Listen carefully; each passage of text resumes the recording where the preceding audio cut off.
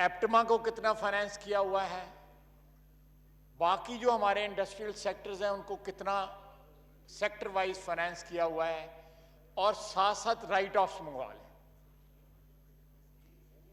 یہ اس ملک کا ایک ایگریکلچر ملک ہے نا، زراعتی ملک ہے. اس میں جتنا زراعت کے ساتھ یہاں پہ ظلم ہو رہا ہے اور جتنا زراعت آپ کو ڈیویڈنڈز دے سکتی ہے اتنا اس کو کنسیشنز نہیں مل رہے. یہاں پہ دوسری لابیز جو ہیں، سب سے بڑی لابی جو ہے ایپٹما ہے، وہ ٹیکسز اپنے ٹیکس کا سٹرکچر اپنی مرضی کا کراتی ہے، اس کے بعد سبسڈی لیتی ہے، سوئی گیس میں سبسڈی لیتی ہے، بجلی میں سبسڈی لیتی ہے، ہر چیز میں سبسڈی لیتی ہے. ایک لابی ہے یہ فارمرز لابی جو ہے یہاں پہ، اس کا کوئی سنوائی نہیں ہے. یہ ایک بڑا جینوئن ایشو ہے کہ اس ملک کے اندر جو ہے کسان کو میرے بھائی ڈانڈلا نے برخودار ہے میرا، بڑی صحیح بات کی ہے کہ جتنی قیمت پہ وہ گندم بیچتا ہے گورنمنٹ کو، اپنے کھانے کے لیے اس سے مہنگی جو ہے واپس لیتا ہے. یہ بڑی بنیادی انوملیز ہیں ہمارے ادھر ہمارے سسٹم کے اندر جن کی ریموول کی ضرورت ہے. صحیح کہا ہے فخر امام صاحب نے کہ یہ بات جو ہے یہ ایک پالیسی، لیکن پالیسی ہم بناتے ہیں نا. بالکل پالیسی ہمارے تابع ہے، چاہے کاغذوں میں ہی ہمارے تابع ہے، لیکن پھر بھی تو کوئی ہمیں بھی اس کا لحاظ کرنا چاہیے کہ یہ جب تک آپ ایگریکلچر کو اونرشپ نہیں لیں گے، حکومت یا اس ملک کی جو ایلیٹ ہے وہ اس کی اونرشپ نہیں لے گی، یہ ایوان اونرشپ نہیں لے گا، آپ کی ایگریکلچر اسی طرح تباہ و برباد ہوتی رہے گی اور آپ کا ملک جو ہے ایک بڑے ویلیوبل سورس آف انکم سے جو ہے محروم ہو جائے گا. جی ڈی پی جو ہے آپ کی کبھی بھی نہیں بڑھے گی. بہت بہت شکریہ. بہت شکریہ جی. جی جناب ملک محمد احسان. جی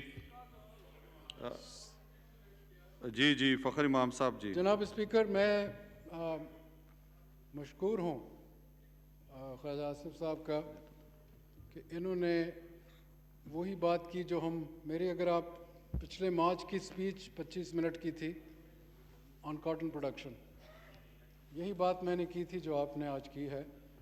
بالکل انہوں نے صحیح بات کی، نشاندہی کی کہ اگر آپ کریڈٹ کا دیکھیں اوور آل پاکستان کا، تو میرا خیال میں زراعت کو 8% 9% ملتا ہے آف دا ٹوٹل کریڈٹ، اور ہمارا contribution directly G D P میں 19% ہے اور انڈائریکٹلی 18% ہے. پر اس کے باوجود آپ بھی پالیسی میکر رہے ہیں، آج ہم بھی پالیسی میکر ہیں. اگر میں 25 سال کا آپ کو ڈھانچہ بنا کر دوں تو کنٹینیوسلی جو آپ نے بات کی ہے I could not agree more. Thank you. بہت شکریہ جی. جی جناب ملک محمد احسان ٹوانا صاحب. بسم اللہ الرحمن سوال الرحیم. پوچھیں جی. بہت مہربانی ڈپٹی اسپیکر صاحب. میں سب سے پہلے تو خواجہ آصف صاحب نے جو بات کی ہے اس کی بھرپور تائید کرتا ہوں، اور شرمندگی کی بات یہ ہے کہ اس ایوان کے اندر اکثریت کاشتکاروں کی ہے، لیکن اس کے باوجود زراعت کو زوال رہا اور کاشتکار یہاں پہ پستہ رہا. جناب والا، اس ہاؤس نے اسپیکر صاحب نے بر وقت نوٹس لیا اور کمیٹی بنائی تھی لوکس کے اوپر ابتدا میں ہی. محترم منسٹر صاحب فخر امام صاحب نے ہی اس کو چیئر کیا تھا اور بڑا ٹائملی اس کو یہ ہاؤس مانیٹر کرتا رہا. لیکن اس کی کوارڈینیشن کے اندر یہی 8ویں ترمیم صوبے کا کیا رول ہے اور وفاق کا کیا رول ہے، تو میرے خیال کے اندر ابھی ماشاءاللہ انہوں نے نیشنل کنٹرول سینٹر ایک بنا لیا ہے، اٹس اے سینٹرلائزڈ ایفرٹ. اور جو ٹڈی دل آئی ہے ہمارے علاقے کے اندر اس نے کافی نقصان کیا تھل میں، ایک دفعہ تو وہاں سے چلی گئی ہے، لیکن پھر سن رہے ہیں کہ 24 یا لاسٹ ویک جون کے اندر متوقع ہے ایران کی طرف سے. جناب والا، پاکستان پورے کے اوپر اور کاشتکاروں پہ خاص طور کے اوپر یہ سال بڑی آزمائشیں لے کے آیا. ایک یہ کلائمیٹ چینج سے بے موسمی بارشوں نے ہماری زراعت کو بہت خراب کیا، پھر کرونا کا ایشو آیا، اور جیسے ڈاکٹر صاحب فرما رہے تھے میرے ان سے ملحقہ حلقہ تحصیل نورپور تھر کا یہ علاقہ واقعی سب سے پسماندہ ترین گن سکتے ہیں. 5 سال سے یہ آفیشلی اس کو کلیمٹی ہٹ ڈکلیئر کیا گیا ہے. اور یہاں اگر زرعی بینک کی عارضی تو ہم نے طور پہ ان کے ریکوری رکوا دی. یہاں کاشتکار کے پاس ایک ہی چوائس ہے, یا وہ اپنی زمین بیچ کے جو اس کی کرکی ہو جانی ہے, اگر وہ اس نے بیچ دی تو وہ غربت کی لکیر سے نیچے ہو جائے گا. تو اس کو کیس کو مجھے امید ہے منسٹر صاحب, میں نے پرائم منسٹر سے بھی ریکویسٹ کی ہے کہ وہ ہمارے اس کیس کو ہمدردی سے دیکھیں گے. یہ کوئی اربوں کا کسی انڈسٹری سیکٹر کے قرضے کی ہم بات نہیں کر رہے, یہ چھوٹے چھوٹے ورکنگ لونز ہیں جن کے اوپر سود در سود چڑھ کے آج ان کا رہنا مشکل ہو گیا. جناب والا, دیہات کی یا کاشتکار کی آواز یہاں اسلام آباد لاہور ہمیشہ دیر سے ہی پہنچتی ہے, اور یہی وجہ رہی کہ ٹڈی دل کا ایشو دیہات کا ایشو تھا, اربن ایشو نہیں تھا. اسے نہ میڈیا نے وہ امپورٹنس دی اور ہم بار بار چیختے رہے, یہ ہاؤس چیختا رہا, لیکن فائنلی اس بات کو سنا گیا. جناب والا, میں یہاں کاشتکار کے ساتھ جو دوسری زیادتی ہو رہی ہے کہ جس طریقے سے اس دفعہ پنجاب انتظامیہ نے کاشتکاروں کے ساتھ زیادتی کر کے اس سے گندم پروکیور کی گئی, بڑا غیر مناسب طریقہ تھا. اس کو ایسا کوئی ذخیرہ اندوز یا ایسا چور سمجھ کے اس کے گھر پہ دھاوے بولے گئے. جناب ہمارے دیہات کے اندر سارے کے سارے ایک بارٹر جو ہے وہ اس گندم کا ہی ہوتا ہے. سارے سال جو ایک سیپ ہوتی ہے کسی موچی لوہار کی, وہ بھی اس نے گندم سے دینی ہے. فصل کی کٹائی بھی اس نے گندم میں پے کرنی ہے. تھریشر بھی اس نے گندم میں پیش کرنی ہے. جو اس نے اپنی خوشی غمی ہے اس کو بھی اس نے گندم میں پے کرنی ہے. اس کا بینک اکاؤنٹ نہیں ہوتا, اور نہ ہی اس کے کوئی کتنے گودام لمبے سٹور ہوتے ہیں. وہ اپنی گندم کو انہی کوٹھے کے اندر جہاں اس کے بچے رہ رہے ہوتے ہیں وہاں رکھتے ہیں. اور یہ پتہ نہیں کہاں سے عقل تھی کہ 10 بوری کے اندر 25 من کے اندر وہ اپنا یہ سارے تقاضے پورے کر لیتا ہے. اور آج جس وقت ہم بار بار کہتے رہے کہ آپ انسینٹیو دیں, اس کو قیمت اچھی دیں تو وہ آپ کے لیے پروڈیوس کرے. پنجاب گندم پیدا کرتا ہے KPK کے لیے, بلوچستان کے لیے, پورے ملک کے لیے. لیکن آپ اگر کاشتکار کے ساتھ اس کے زخم کے اوپر پٹی نہیں باندھ سکتے تو اس کی تذلیل نہ کرے, اس کے نمک پہ, اس کے زخم پہ نمک نہ پھینکیں. میری آنریبل منسٹر صاحب سے ریکویسٹ ہے کہ اس طریقہ کار کو ایک ریئلسٹک بنائیں جس سے وہ ایک اس کے پاس خودداری اور عزت یہ کاشتکار کے پاس دیہات میں, اور تو ہم نے اسے فیسلٹی دی نہیں ہے, تو اسے اہلکاروں کے ہاتھ اس طرح تسلیم نہ کیا جائے.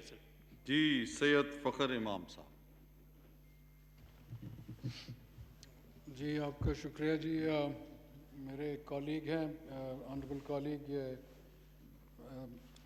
زراعت کو بہت گہرائی میں سمجھتے بھی ہیں, اور ان کو پتہ ہے کہ یہ جو حالات اس مرتبہ ہوئے, تھوڑا سا میں آپ کو گندم کی پروکیورمنٹ کے بارے میں, کیونکہ انہوں نے اس پہ ٹچ کیا ہے, وہ کیا تو حکومت صوبائی نے ہے, اور ہم ان کو سینسٹائز کرتے رہے کہ کاشتکاروں سے یہ جو کچھ جگہ پر یہ خریداری ہو رہی تھی اس میں کچھ افسران نے ہائی ہینڈڈنس جو میں نے سنا کی ہے, اب اس کی تصدیق میرے ساتھی کر رہے ہیں.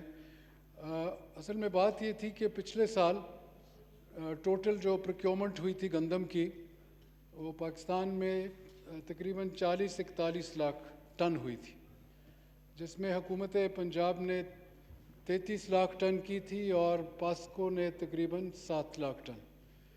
اس مرتبہ ہماری جو ECC کی میٹنگ ہوئی تھی آج سے 6 ماہ پہلے, اس میں جو ہم نے ٹارگٹ رکھے تھے حکومت پاکستان نے, پنجاب کا 45 لاکھ ٹن, سندھ کا 14 لاکھ ٹن, پاسکو کا 18 لاکھ ٹن, KP کا 4.5 لاکھ ٹن اور بلوچستان کا 1 lakh ton, total 8.2 million ton. یعنی کہ پچھلے سال جو ایکچوئل پروکیورمنٹ ہوئی تھی ٹارگٹ اس سے 2 گنا زیادہ رکھ دیے گئے تھے.